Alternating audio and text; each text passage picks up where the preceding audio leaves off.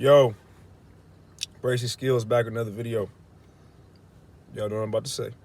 Like, comment, subscribe, hit the notification bell so you'll be up to date with every video that I drop like this one. So today, I'm going to just get right into it. Okay, we're going to talk about something that is very, very important, and that's called recruiting etiquette. The things you do and don't do when you're being recruited by a coach from any level. There are a lot of things that we could talk about, but the first thing I want to dive into in terms of recruiting etiquette is communication, because that's the first thing that they're going to see or hear is how you communicate. This is, in person. This could be on the phone. This can also be through text. It's crazy that I have to say this, but I have to say this because I know it happens. Players, these coaches are not your homeboys or homegirls. You understand what I'm saying? Like, you can't talk to them like, what's good? Or, yo, what's up? Thanks, bro. Those type of things that, it's a part of our language for the most part, but you just have to know who you're talking to. You almost have to talk to them like, I don't want to say parent, because some of y'all don't even respect y'all parents. But this is like, you have to talk to a college coach like you're at an interview for a job. Everything should be yes, sir, no, sir, yes, ma'am, no, ma'am. Those are key points. Those are key things. And so many people don't do that you'll actually stand out if you do speak like that. Yes, sir, no, sir. Those are little things that count because it's a part of your character, and it shows that you speak well. You have proper communication skills. And a lot of kids mess up before they even get to the nitty-gritty of the recruiting process because they're probably just they're communicating, and they're communicating incorrectly. So that's the first thing, is proper communication that you should be doing when you're going through the recruiting process. The second thing, never big time any coach. Like, I tell kids, bro, like, even if you're a Division I prospect, even if you are a D1 prospect and a JUCO texts you, be respectful. Appreciate that they took time out of their day to text you and communicate with you. We're in an era where everybody thinks they're sleepers, right? They sleeping on me. We hear that a lot. Well, if a college coach texts you, they're not sleeping on you. They actually believe in you. I don't care if it's a D1 or if it's a JC. They believe in you. D3, they believe in you. So at least give them the respect that they see something in your play and hopefully in your character that allowed them to say, man, I like this kid. I'm going to talk to him and see if we can get him to be a part of our program. So don't big time anyone, because just like you move up, the coaches move up. When I was in high school, I was being recruited by a JC, and you guys probably heard me tell this story before, but the JC coach that was recruiting me to go to his JC 2 years later ended up at San Francisco State. So don't big time that JUCO that you may feel like you're above, or you like, oh man, I know I'm not going there. Okay, that's fine, but still be respectful, because that coach may end up at a D1 or maybe even end up pro.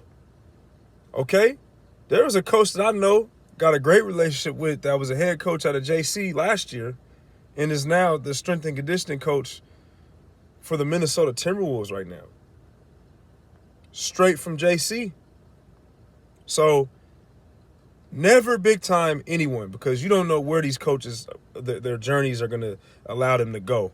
And they may end up somewhere that you may want to go. So never big time a coach. Another thing that's a part of recruiting etiquette is your social media pages, bro. I know there are a lot of funny stuff on social media. There are a lot of trending topics, and some people want to show off their outfits when they're hanging out with their friends and all that type of stuff. Hey man, I'm not saying you can't post nothing, but be mindful of what you're posting, because if if you don't think a coach would like what you're doing, you probably shouldn't post it. Even if it's not you, it could be just a video of somebody else. Don't post it. Don't be reposting fights that happen at school. Don't do that. You know what I'm saying? Keep your social media page clean. Make sure that your social media is also easy to find.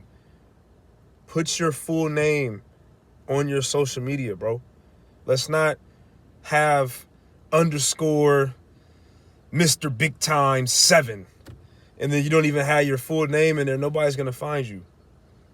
You understand what I'm saying?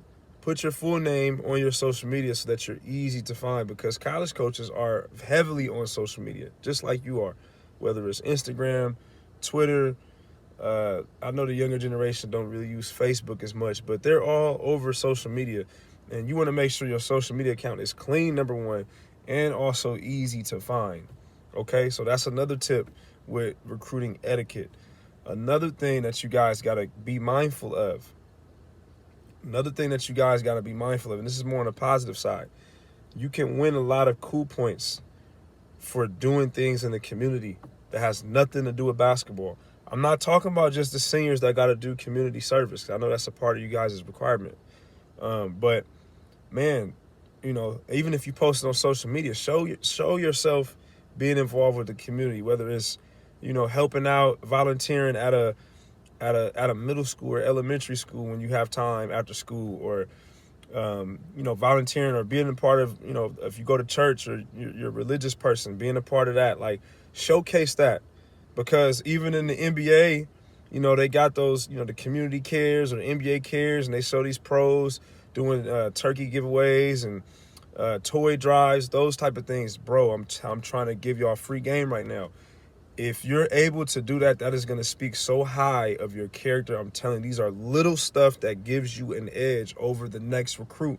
Because if you're in position to get a scholarship and another person's in a position to get a scholarship, you guys are similar in height, similar in play, similar in stats.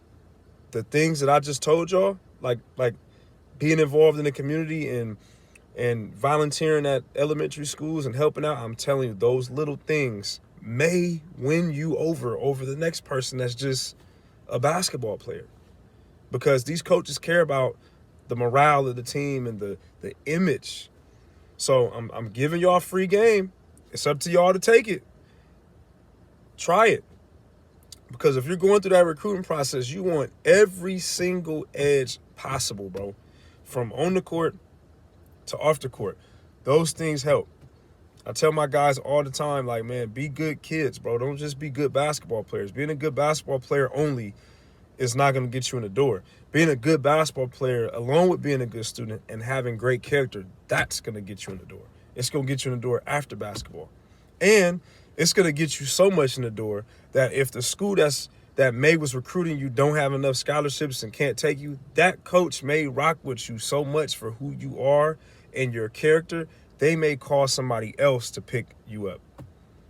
Hey, man, we didn't have no scholarship, but, bro, you should really take this kid, man. This kid is such a great kid, man. If we had an extra scholarship, man, we would definitely give it to this kid. But I know you guys are looking for a guard. We're loaded at guard. Man, take that kid, man. That kid comes from a great family. Or even if you don't have a great family background, man, hey, that kid has changed his background. He's really trying to uplift his family environment. He's a great character. He helps out at his church. He helps out and volunteers at elementary schools, middle schools. Hey, man, take that kid. These conversations happen all the time at all levels of college ball. And I'm just giving y'all free game on how to really get an edge, bro, because the edge is very small. There's a lot of good basketball players. College coaches don't have problem finding good basketball players. Okay, I'm going to say that again. College coaches do not have a problem finding good basketball players. There are good basketball players everywhere. But the problem is everybody doesn't have good character. Everybody doesn't have good grades. Everybody doesn't fit their style of play. This is where guys start getting weeded out. So I'm giving you guys the advantage on how to get that edge. So it's up to y'all to take advantage of it. I hope y'all do. If y'all tune in, make sure you like, comment, subscribe again. That's the video of the day. Got to run some errands. It's going to be a long day for me. Keep tuning in. highlight videos that keep rolling in. Other than that, we out. Have a good day.